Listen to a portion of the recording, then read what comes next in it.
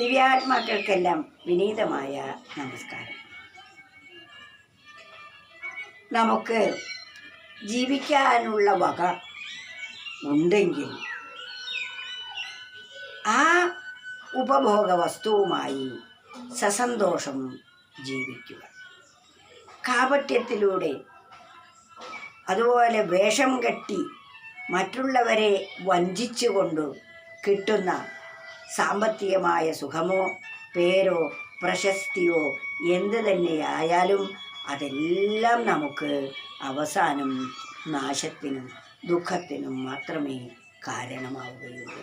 ജീവിക്കാൻ ആത്മാർത്ഥമായി വല്ല ജോലിയും നമ്മൾ ചെയ്യേണ്ടതാണ്. ക്ഷുത്തടക്കിയിടുവാൻ ദ്രവ്യം തൻ്റെ ഹസ്തത്തിലുള്ളപ്പോഴെന്തിനു വേണ്ടി വിത്തമാർജിക്കുവാൻ വേഷം കെട്ടി മർത്യരെ തോൽപ്പിച്ചുകൊള്ളുന്നു കഷ്ടം. ഇതാണ് മനുഷ്യർ ഇന്ന് ചെയ്യുന്നത്. ക്ഷുത്തടക്കിയിടുവാൻ ദ്രവ്യം തൻ്റെ വിശപ്പടക്കാനുള്ള ഉപഭോഗ വസ്തുക്കൾ തൻ്റെ കയ്യിലുണ്ടെങ്കിൽ പിന്നെ എന്തിനാണ് മറ്റുള്ളവരെ നമ്മൾ ക്ലേശിപ്പിക്കുന്നത്, ബുദ്ധിമുട്ടിക്കുന്നത്? യാചിക്കേണ്ട ആവശ്യമുണ്ടോ എന്നാണ്. ക്ഷുത്തടക്കിയിടുവാൻ ദ്രവ്യം തൻ്റെ ഹസ്തത്തിലുള്ളപ്പോഴെന്തിനു വേണ്ടി വിത്തമാർജിക്കുവാൻ വേഷം കെട്ടി മർത്യരെ തോൽപ്പിച്ചുകൊള്ളുന്ന കഷ്ടം. എന്നിട്ട് സമ്പത്തുണ്ടാകാൻ വേണ്ടി വേഷം കെട്ടിയും പലാസനങ്ങൾ കാണിച്ചും ദ്രവ്യം അല്ലെങ്കിൽ സമ്പത്ത് ഉണ്ടാക്കാൻ വേണ്ടി കെട്ടുന്ന പേക്കോലങ്ങൾ എല്ലാം തന്നെ നമുക്ക് അനർത്ഥത്തിനായിട്ട് മാത്രമേ കാരണമാവുകയുള്ളൂ. അതിനാൽ ആത്മാർത്ഥതയോടെ സത്യസന്ധതയോടെ ധർമ്മനിഷ്ഠയോടെ ജീവിക്കുന്ന ഒരാൾക്ക് മാത്രമേ ഇവിടെ ശാശ്വതമായ സമാധാനം കൈവരിക്കാൻ സാധിക്കുകയുള്ളൂ. നമ്മുടെ ഓരോരുത്തരുടെയും ജീവിതത്തിൻ്റെ പരമമായ ലക്ഷ്യം അതാണ്. ആ ലക്ഷ്യ സാക്ഷാത്കാരത്തിന് വേണ്ടിയായിരിക്കണം നാം ഇവിടെ ചെയ്യുന്നതെന്തും. നാം അനധികൃതമായി നേടിവെക്കുന്ന സമ്പത്തൊന്നും തന്നെ അതാണ് കൊള്ളയിട്ടാർജിച്ച ദ്രവ്യം തൻ്റെ തൊള്ളാ പൊളിക്കുമ്പോൾ കൂടെ വരില്ല. നമ്മളെത്ര അനധികൃതമായി സമ്പത്ത് നേടുകയാണെങ്കിലും ആ സമ്പത്തൊന്നും തന്നെ തൻ്റെ അന്ത്യകാലത്ത് തനിക്ക് സഹായത്തിനായി വരികയില്ല.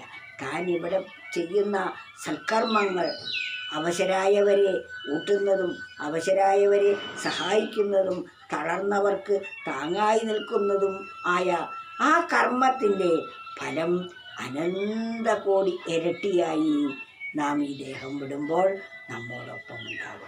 അതായിരിക്കും നമ്മുടെ കൂടെ ഉണ്ടാവുക.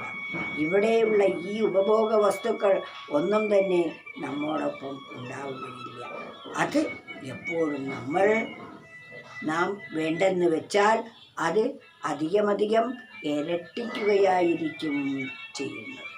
അതിനാൽ നമ്മൾ വളരെ ശ്രദ്ധയോടുകൂടി വേണം ഈ ലോകത്തിൽ ജീവിക്കാൻ.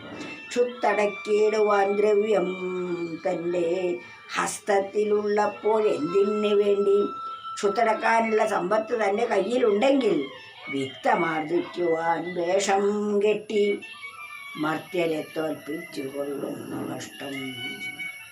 ആ ഒരു തെറ്റായ പ്രവൃത്തി നാം ഒരിക്കലും ചെയ്യാൻ പാടില്ലാത്തതാണ്. ഈ സുഭാഷിത രത്നം നാം ഹൃദിസ്ഥമാക്കിയാൽ നാം ഇത്തരം അബദ്ധങ്ങളിൽ ചെന്ന് ചാടുകയില്ല. അതിനാൽ നാം നേർവഴിയിലൂടെ സഞ്ചരിക്കേണ്ടതാണ്. ആ സർവേശ്വരനെ ആശ്രയിക്കുമ്പോൾ ആ സർവേശ്വരൻ തന്നെ നമുക്ക് അനുയോജ്യനായ ആചാര്യ സന്നിധിയിൽ നമ്മെ എത്തിച്ചു തരും. അതാണ് സത്യമായിട്ടുള്ളത്.